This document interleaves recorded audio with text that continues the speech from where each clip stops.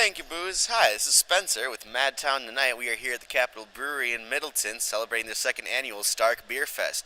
There's going to be 13 different vendors that have their own sour or different strong beers that are going to be available and on tap, and hopefully it's going to be a good time. Let's check it out.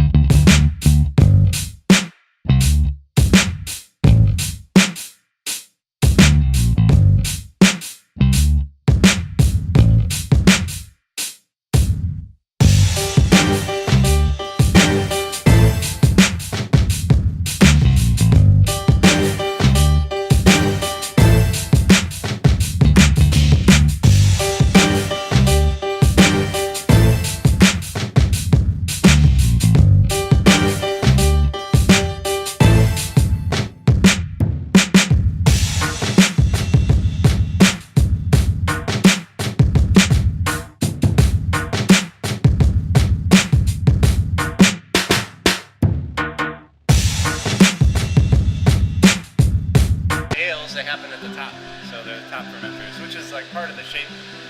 So these are called lager tanks, because lager is German for storage. Okay. And then ale tanks, I usually call them silos, because that's how they look. Yeah, definitely. So tanks and silos. So these actually used to be old bulk tanks for milk. Oh, really? Yeah, we were the first craft brewery in the state, calling craft. Some people are like, Stevens Point was here forever, but they're a lot bigger than us. So it's kind of when we formed about 28 years ago, there wasn't a blueprint to follow. Yeah. So the person that started this, they're like, oh, we know how to make beer. Yeah. So they just kind of like ramped it up and they mixed and mashed pieces together to get what we have today. Cool. Yeah. Awesome. So you just kind of like cycle through like different lagers and ales throughout the season, throughout the year. Yep, that's what our master brewer actually does. Most of her job is logistical. Okay, It's just like, because it takes like 2 to 4 weeks for ales. Okay. They happen at a higher temperature, 68 degrees.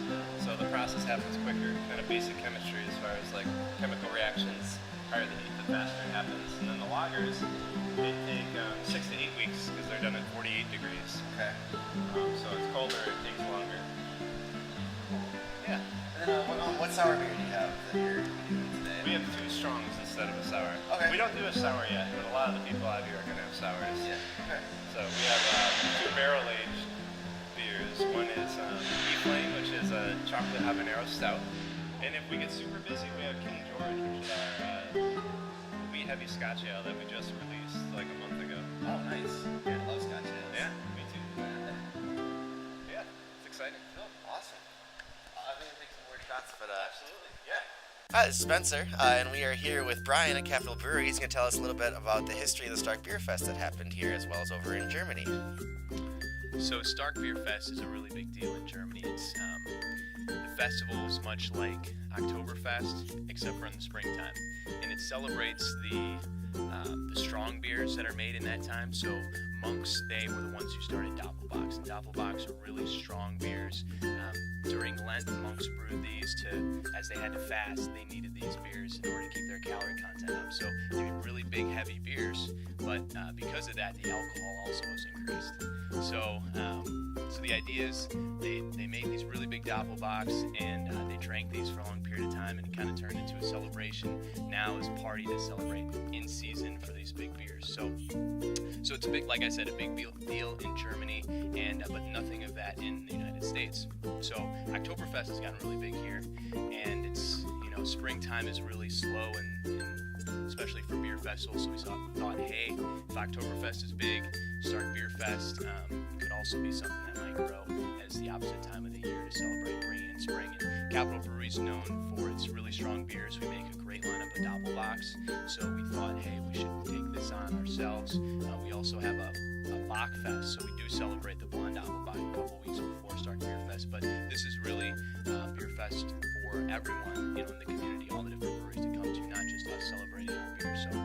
So it happens only a couple weeks after our festival, but it was an opportunity to include everybody in the community and have them all come and showcase their Doppelbocks. And we also included sours too, for those who didn't want to make German lagers, who specialize in other stuff. So Strongs and Sours is the nickname of it, and it had a great success last year, and we're looking forward to another good one this year.